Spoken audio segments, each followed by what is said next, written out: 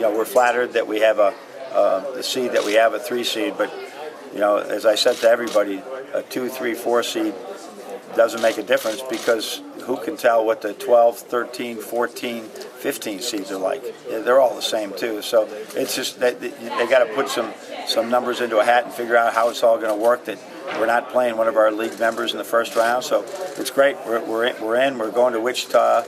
We play Thursday, which I favored because we're ready to play. We didn't want to take another day back, so I think hopefully we've paced this week well enough so that we're going to be rested, but we'll be sharp. Coach, explain how the hard work begins now for both the coaching staff and the players. I mean, short turnaround here, team you don't know. I mean, there's a lot of intangibles here. Well, you basically wouldn't know a lot of teams, but the four, for the players, it's pretty easy right now, these next 24 hours. They can bask in the glow of this, and then we practice tomorrow. But the assistants will be up very late tonight. The staff members that are cutting video and doing it, they'll be up very late tonight. I won't do anything probably in the morning other than do some media things, and then starting early in the morning. I'll have a great cup of coffee, and I'll begin studying Montana. I think, is Montana the Grizzlies? I think they are. Are they the Grizzlies? Yes. So we'll start studying them, and I'm sure they got a great team. They wouldn't have 26 wins without a great team. Coach, all your coaching connections, do they extend to the Montana? No, we don't. We do not in any way. So this happened, I think, a few years ago when we played the South Dakota Jackrabbits, and I knew very little about them, and we sort of had to figure some things out. I'm much more familiar with some of the other teams we could have played, but that doesn't mean anything. We'll get as ready as we can, but as I said, this team is there. If they won 26 games and they won that league, they must be pretty good. Coach, how much of the past experience of tournaments are rubbing off on your young guys going into this thing? There's been a lot of talk. Has there been? Yeah, I think that we have 3 guys plus Xavier who played last year, but the 3 guys, Muhammad and Duncan and Mo, this is third tournament for Muhammad, Duncan, and Mo, Muhammad and Mo, and Duncan's actually his 4th tournament because he played Division III as well. Right. So it is they're a little bit more used to it. Our young guys now that have not played, they're gonna have to get used to it very quickly. But I think we have good leadership in that area that will show them the way.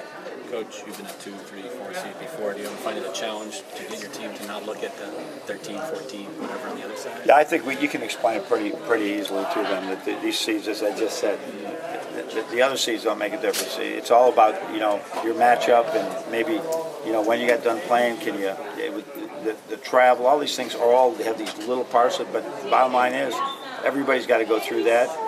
And never been to Wichita before, and it'll be great just to go. I wish our fans were closer, but they'll find a way to get there. And it's just about, I know that people all over Michigan will be following, all our fans all over the world actually will be following these games, even though they're in Wichita.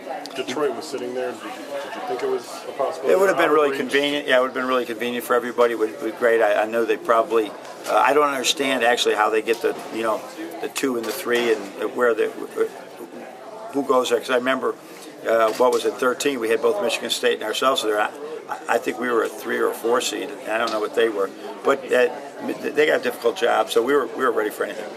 You've been the hunter at times. Now you're going to be the hunted for a while. Yeah, I don't like being the hunter. We're going to be the hunters. We're going to continue to hunt, and but it is those are days when we're the so-called higher seeded team. I don't want to say the favorite. Right, you can put that. No, we're hunting, man. We're hunting. We're going after. We had a great taste last year of what it's like to be in the NCAA tournament. We want to do more. It's a great ride, but as I said, these times, so many games will be just so close and so equal. We spent today working just on last-second plays for whoever we play, just so that when we call something out or we do it, we know what we're doing and can execute it better. How do you make sure that the players keep that attitude? What can you do as a coach? Oh, don't worry. That's not it. I mean, they'll see how we work, right? When we're playing Alabama and A&M, you can't tell the difference between the Alabama A&M prep and the Michigan State prep. I can guarantee you. We do the same amount of work on every single one. We have the exact same attitude. They're used to that. I don't think we have to worry about that. Did you take a look at the rest of the bracket at all? Do you allow yourself to do that? Not really. I just saw that. I think maybe one of the other teams was Houston or something. I don't know who's on that side. Okay. But I won't worry about those. Let my assistants do that.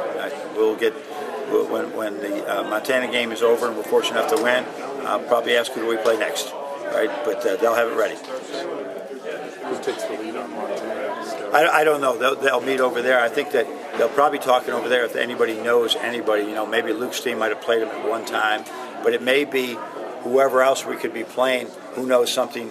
Who coached against Calvin Sampson. Who was the other team? San Diego State. San Diego State. All right, so Dutch is a good friend, and so they'll figure it out, and then we'll try and find a way to divvy it up. But most of the work will be with Montana. The other ones will be ready, but because you can live scout the other first round game. If we win, we'll be able to gain enough information in time. Believe it or not, you're working really hard,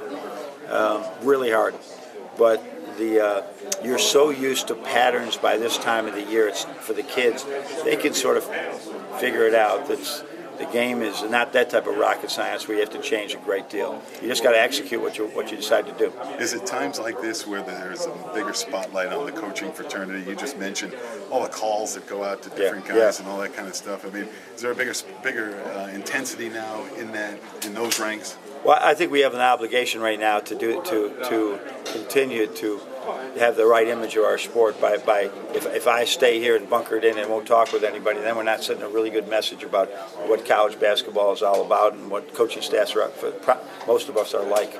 So I think we have an obligation there. But what I won't do right now is just a whole lot of, I try to answer most texts.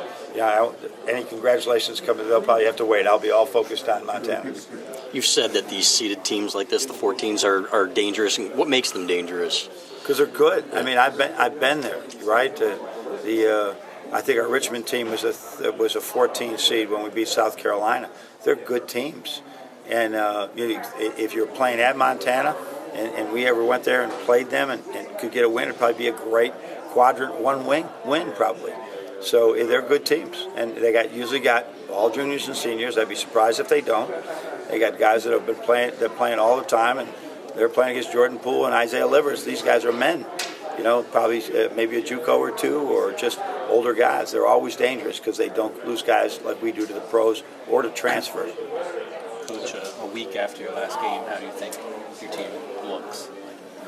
That scrimmage you guys saw was awful. I mean, we were not very good. We weren't sharp. We just were not good. So that we let them know that today after we reviewed the film, and we had a really good practice today. So I know it's natural, but it's not acceptable. So we just will. They understand it. That's one thing about this team. When we try and straighten things out, they get straightened out. They're pretty good at that. Are those scrimmages normally still competitive between the Blue and the Maize team? Yeah, they are. They usually like that, but the execution of both of them at times, and the defense of both of them at times, and the turnovers were things you never see in our game. So I didn't like any part of that. But it is natural. Handling prosperity is a lot harder than handling adversity, and we didn't handle that very well. Ever played Wichita before? No, I've never been to Wichita in my life that I recall. I don't think I have been. So I would assume we play where the Shockers play. That's what I'm assuming. So I'll know a lot more by tomorrow, Joe. I'll know a lot more by tomorrow. So it's good. In the meantime, at 7:30, got to watch the Lemoyne Dolphins playing against St. Rose. 7:30. Watch a great Division II game. How was the game, Fred? Yep, it was great. Yeah. They got out in front. They got out. They led the whole way. Yeah, they got out and they won by 18. But it was good. It was a good game. It was a good game. Herbie was missing one of his best players got sick, and that helped it. It was a good game. When did you relax? When about 2 minutes ago, I relaxed. I know what can happen. They play back-to-back days? Yeah, they play back-to-back, and then they play Tuesday.